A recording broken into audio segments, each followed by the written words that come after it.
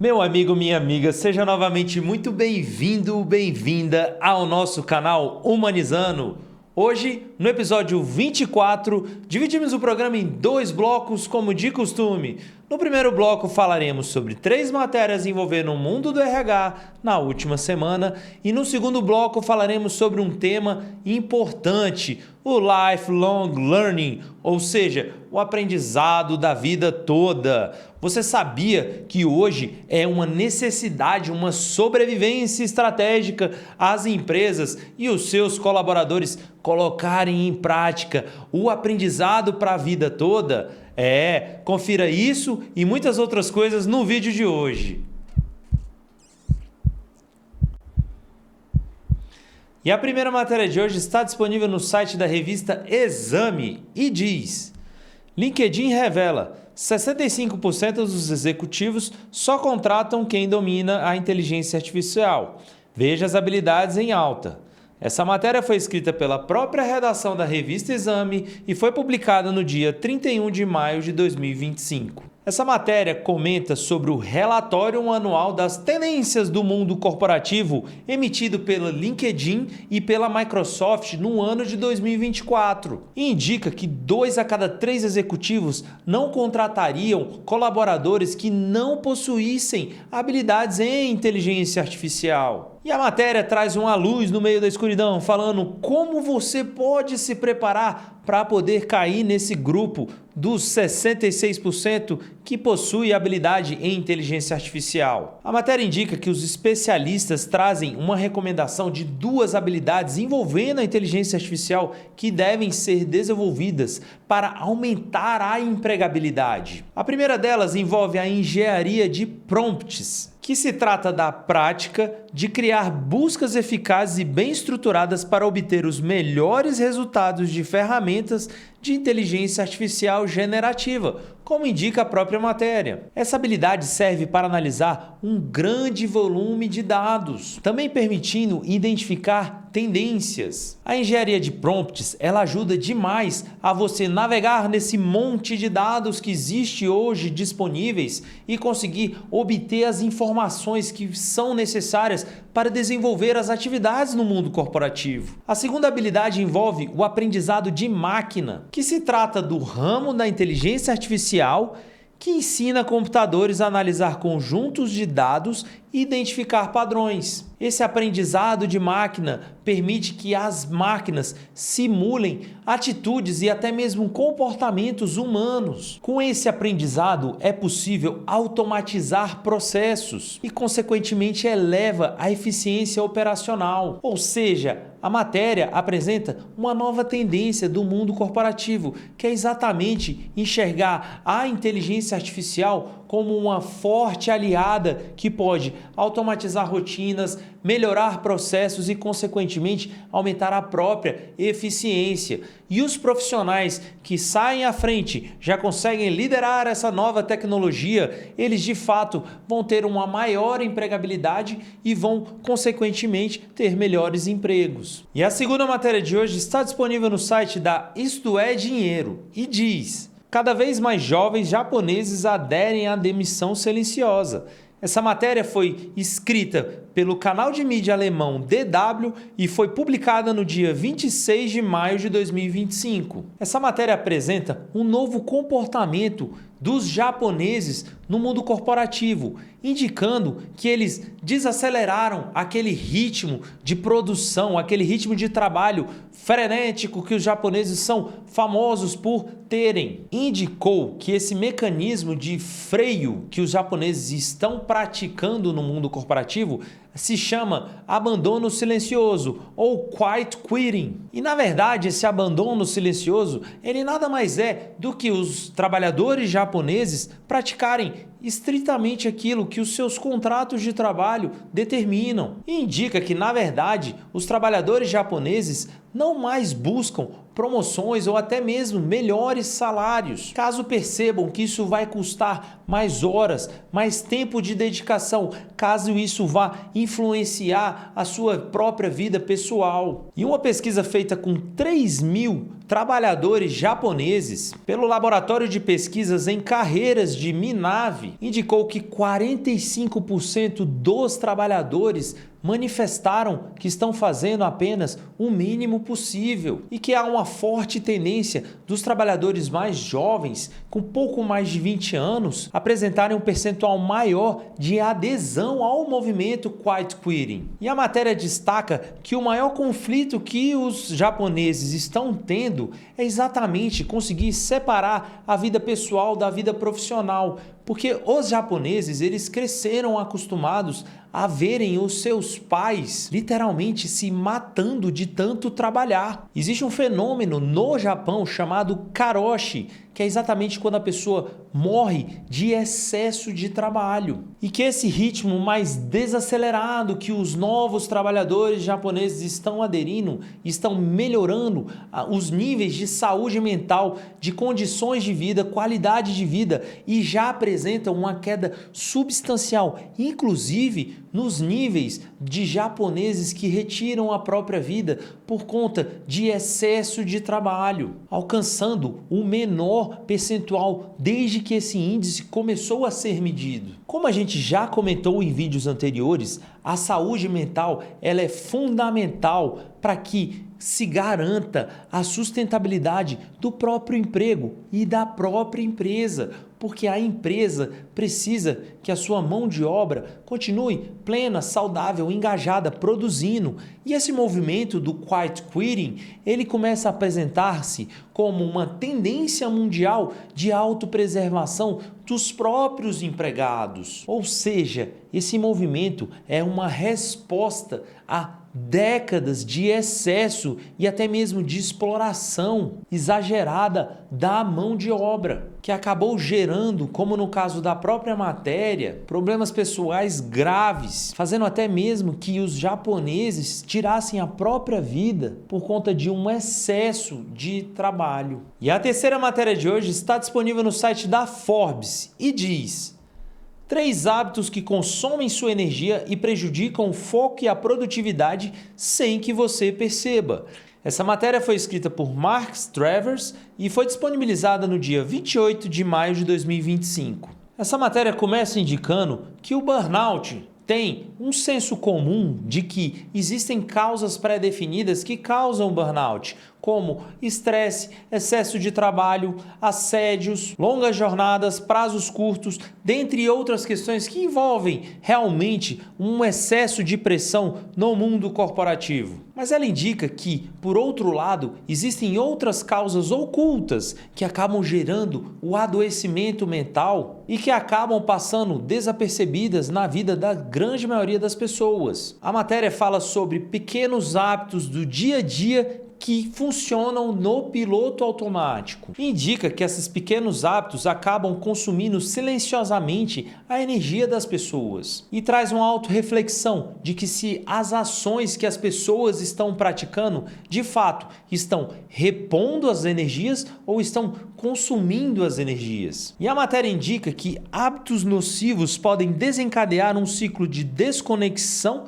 distração e exaustão. E aponta 3 hábitos ocultos que acabam drenando a energia das pessoas. O primeiro hábito envolve a atenção dispersa. Fazer tudo ao mesmo tempo nos afasta do momento presente. É comum ver no ambiente de trabalho pessoas com habilidades de multitarefas, multitasking, pessoas que são vistas com bons olhos. Mas a matéria indica que essas pessoas, elas têm uma queda na eficiência e na produtividade quando precisam fazer especificamente atividades que necessitam de uma maior atenção, de um maior foco. E a matéria relata que existe um superpoder chamado foco intencional, que é quando a pessoa consegue manter a sua atenção em uma atividade específica e não se dispersa. E o segundo sugador de energia, conforme a matéria, é a fadiga de decisão por escolhas triviais. A matéria indica que todo ser humano pratica inúmeras microdecisões ao longo do dia e que essas essa melhor escolha, esse esforço que as pessoas fazem para decidir literalmente, acaba consumindo energia indevida e que o esgotamento dessa energia acaba gerando a fadiga de decisão, conforme pesquisa científica indicada na própria matéria, e que essa fadiga de decisão acaba prejudicando a atenção, o autocontrole e o julgamento. A matéria traz relatos de juízes que, ao longo do dia, ao final do dia, acabam tendo decisões mais negativas exatamente por conta dessa fadiga. Também relata que pilotos e enfermeiras, ao final de um longo dia de trabalho, acabam tomando decisões que necessitam de esforço cognitivo ruins. E a matéria relata que deve haver uma estratégia para poder gerenciar ou até mesmo simplificar essas decisões. Ela traz um exemplo. Se você vai ter que escolher as roupas que vão ser utilizadas ao longo da semana, separe blocos de tempo para você poder já deixar pré-definidas as roupas que você vai usar em cada um dos dias. E o terceiro sugador de energia, conforme relata a matéria, é a performance do bem-estar. A matéria indica que as redes sociais acabam alimentando um sentimento na população de que você deve ter uma vida saudável, hábitos saudáveis, comer sempre comidas específicas, acordar em horários específicos, ter rotinas específicas e que de certa forma as pessoas acabam necessitando ter uma aprovação social e ignoram as suas vontades, as suas preferências internas. Ou seja, devem ser adotadas práticas que realmente fazem sentido para você. E esse é exatamente o significado de bem-estar que a matéria traz. Apesar dela se referir a rotinas pessoais, as estratégias, as dicas e as próprias situações narradas, elas cabem no mundo corporativo. Quando não se mantém o foco naquilo que realmente importa,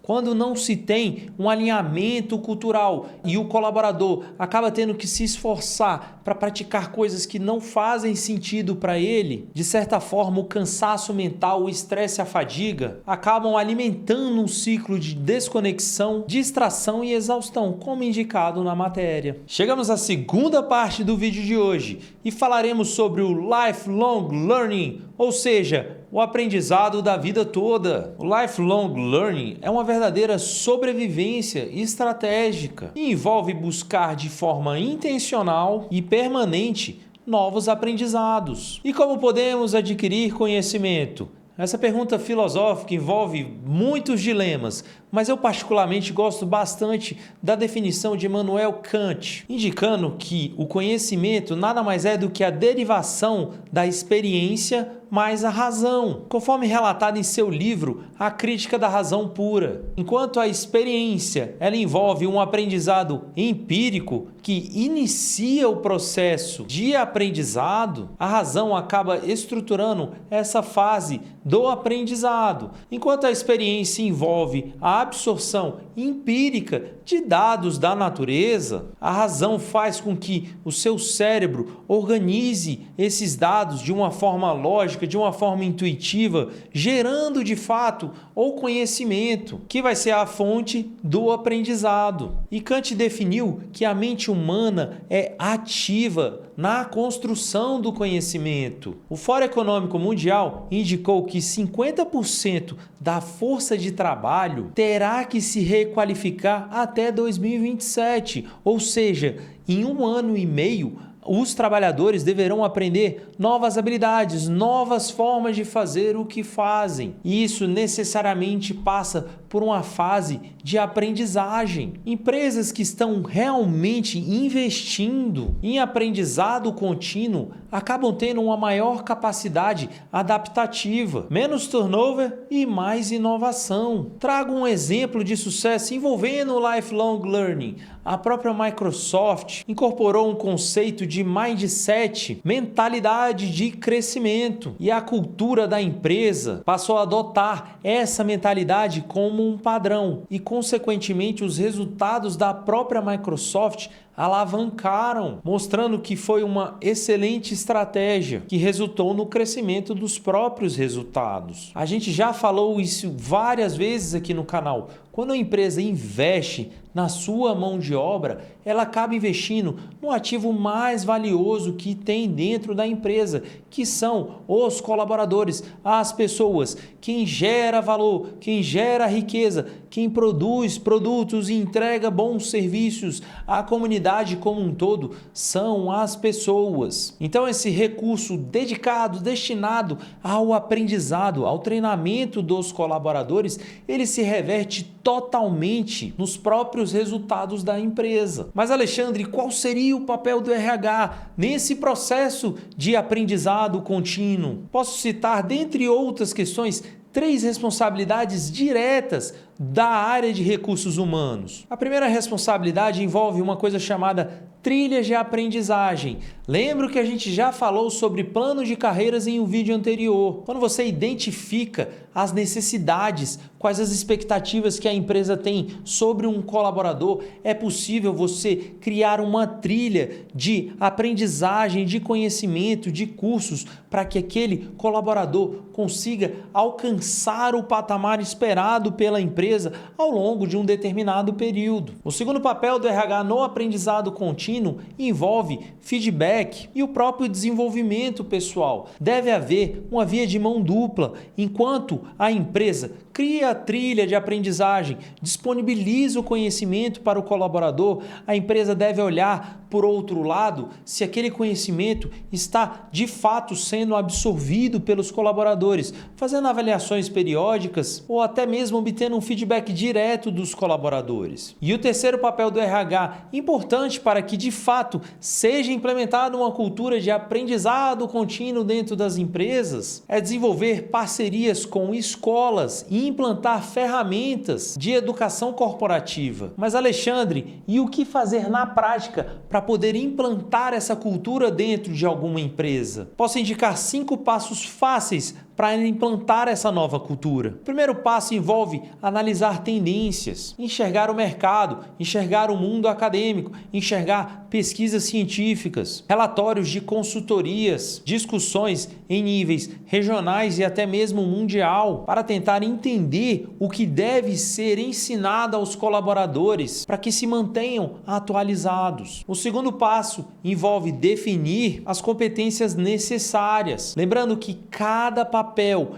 cada atuação dos colaboradores dentro de uma empresa deve ser planejado, deve ser definido previamente. Quais são as habilidades comportamentais necessárias? Quais são as habilidades técnicas necessárias para que os colaboradores desempenhem os seus papéis? E essas competências devem ser previamente mapeadas e vão servir como um norte de qual trilha de aprendizado que os colaboradores devem seguir. O terceiro passo é definir o orçamento que será direcionado para, de fato, treinar os colaboradores. Lembrando que existem muitos mecanismos no Brasil de incentivos ao desenvolvimento dos colaboradores, inclusive benefícios fiscais. A depender do faturamento da empresa, do porte da empresa, alguns tipos de treinamento podem acabar saindo por um valor que pode ser totalmente compensado. A quarta dica é estimular o compartilhamento do conhecimento entre pares. Rodadas de conversa, workshops, treinamentos internos e até mesmo mentorias podem ser utilizadas para o compartilhamento do conhecimento entre pares. E a quinta dica é transformar o conhecimento em prática. Caso algum curso seja ministrado,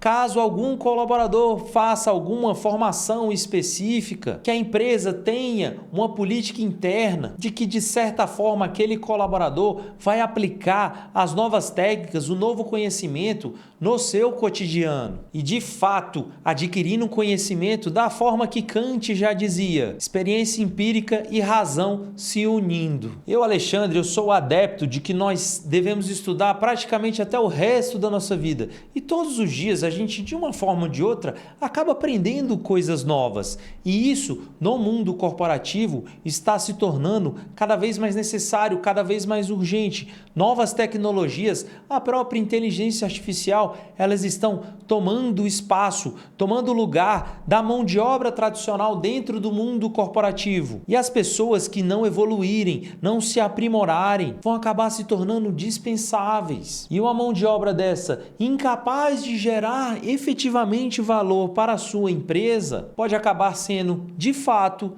dispensada. É isso. Chegamos ao final de mais um vídeo e eu gostaria de agradecer imensamente a sua atenção. Alexandre, eu tenho um amigo que não gosta de estudar e está acostumado a fazer sempre a mesma coisa. Que tal encaminhar esse vídeo para ele entender que já passou da hora dele acordar para a vida e retomar os estudos, evoluir e continuar aprendendo coisas novas. Caso você tenha ficado com alguma dúvida, me conta aqui nos comentários que eu mesmo respondo. Se tiver gostado, não esquece de dar o like, se inscreva no canal para não perder os próximos vídeos e ajudar no engajamento. E é isso. Agradeço e até o próximo vídeo.